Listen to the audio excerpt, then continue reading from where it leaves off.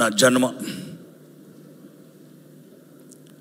5 తరాలు నరకం అనుభవించినాం. 500 సంవత్సరాల నిజాం పరిపాలనలో మేము అనుభవించినాం. మీకు సినిమా కావచ్చు, మా పూర్వీకుల నరక యాతన ఇది. 5 తరాలు. నారాయణమూర్తి అన్న చిన్న సబ్మిషన్ ఇస్తాం మీకు తర్వాత. ఎందుకంటే మీకు ఒక చిన్న, మీరు అంటే ఎందుకు ఇష్టం అంటే, నేను హై స్కూల్లో ఉన్నప్పుడు మీ ఫస్ట్ మూవీ చూశాను, అర్ధరాత్రి స్వాతంత్రం.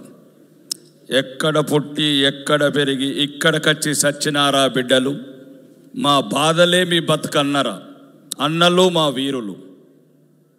వాళ్ళు ఎన్కౌంటర్లో చనిపోతే ఆ నీళ్ళలో శవాలుంటే దాని మీద మీరు కెమెరా క్లోజప్లో పెడితే బుల్లెట్ గాయాలు కనబడతాయి.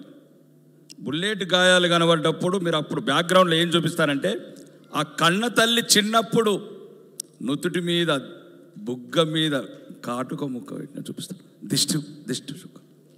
అది స్క్రిప్ట్. ఆ రోజు కన్నీటి బొట్లు.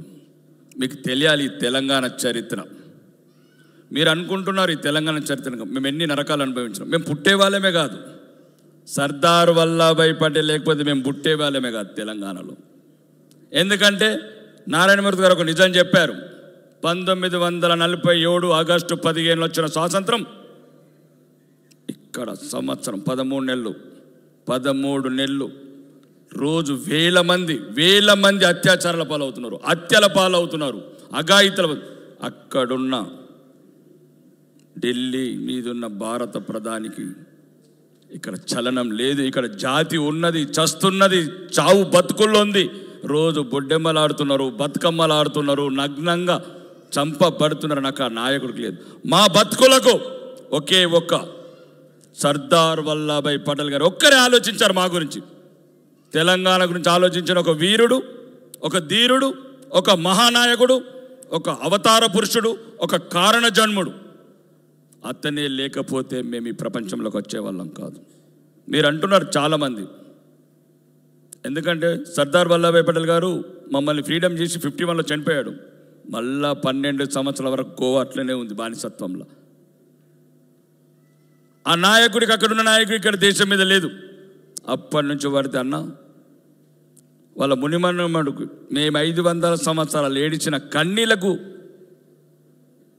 అక్షంతలు ముట్టుకోవటానికి కూడా దయ రాలేదు. ఆ వారసత్వానికి ఇక్కడ ఎన్ని అనుభవించినాం మేము చూసినాం. మేము చందమామ కథలు చదవలేదు, ఇక్కడ చందమామ కథలు వినలేదు. మేము ప్రతిరోజు మా అమ్మమ్మలు ఇదే చెప్పేవాళ్ళు. వాళ్ళ అఘాయిత్యాలు, రజాకర్ చేసిన అరాచకాలు, అత్యాచారాలు, హత్యలు. మీరందరూ చందమామ కథలు వినొచ్చు, బొమ్మరిల్లు కథలు వినొచ్చు. ప్రతిరోజు చిన్నప్పటి నుంచి గజ గజ గజ అనికే వాళ్ళం. మా ఊర్లో దేశముఖులు, దొరలు. ఎంత దుర్మార్గం అన్నా, మా తెలంగాణని హింసించి చంపిన రాజుని రాజ ప్రముఖ చేసిన నాయకత్వం అన్న ఢిల్లీది. లక్షల మందిని అత్యాచారాలు చేసి చంపిన రాజుని ఎక్కడైనా రాజు ప్రముఖ చేస్తారన్న ప్రపంచంలో? అంతకున్నే రాజుని చేసిన చరిత్ర తెలంగాణది. ఇదే నిజాం నవాబ్ని రాజ్ ప్రముఖ ప్రకటించిండు జవహర్లాల్ నెహ్రూ గారు. ఎక్కడనుందా చరిత్ర చూడండి. అంతకున్ని రాజ ప్రముఖ చేసిన చరిత్ర తెలంగాణ.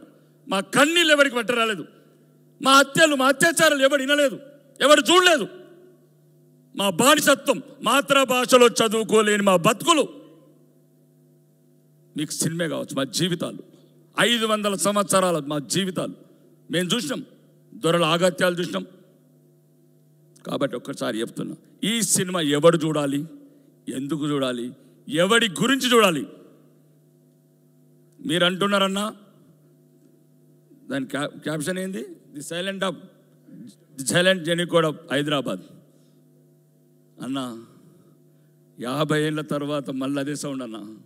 మీరు అనుకుంటున్నారు 1947 అనుకుంటున్నారు, 48 అనుకుంటున్నారు. 1990 జనవరి 18 నాడన్న బహిరంగంగా 25,000 మసీదుల నుంచి జమ్మూ కాశ్మీర్లో మతం మారండి, లేదా ఈ కశ్మీర్ వదిలిపోండి. హిందువులకు చెప్తున్నాం, 10 నిమిషాలకు ఒక్కసారి భారత స్వాతంత్రం వచ్చిన 43 ఏళ్ళ తర్వాత అన్న మా హిందువుల పరిస్థితి మీరు చెప్పింది స్వాతంత్రం రాకముందు, మీరు చెప్పింది ఖిల్జీల కాలంలో, అక్బర్ కాలంలో, మొఘలాయ కాలంలో. 1990 జనవరి 18 నాడు కశ్మీర్లో 25,000 మసీదుల నుంచి హిందువులు వెళ్ళిపోవాలి, లేదా మతం మారాలి, లేదా 10 నిమిషాలకు ఒకసారన్నా. కానీ అందరు జోక్ అనుకున్నారు, ఎవడో పిచ్చోడు మాట్లాడుతున్నారు అనుకున్నారు. ఉదయం లేచే వరకు 2,000 శవాలన్నా. మళ్ళీ ఒక చిన్న మార్పు చేశారన్న 19వ తారీఖు.